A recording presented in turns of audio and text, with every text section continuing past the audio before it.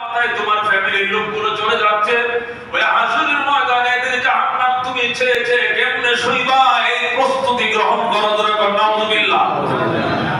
এক ওয়াক্ত নামাজ না পড়ে দেশে 2.88 লক্ষ বছরের জেলখানার জন্য বিনা জামিনের জেলখানা। এই জেলের কোনো জামিন হবে না, সাজা বুক করা ছাড়া কোনো জামিন সেখানে হবে না।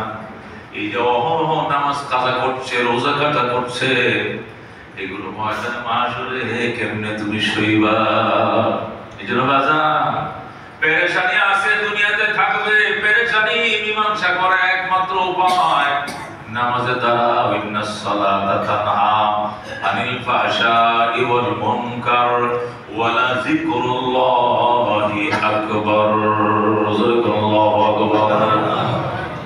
আল্লাহ বলেন ওয়ালা আসর, আসর নামাজের শপথ, আসরের টাইমের শপথ, শুধু টাইমের শপথ, টাইমের শপথ।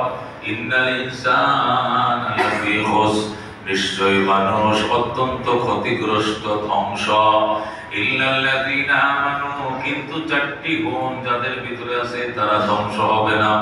এক নম্বর গুণ হলো ইল্লাল্লাযীনা আমানু, যারা ঈমান এনেছে তারা কোনোদিন ধ্বংস হবে না।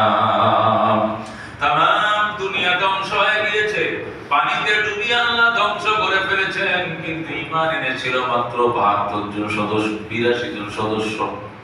৭০ জন ছিল পুরুষ, ১২ জন ছিল নারী।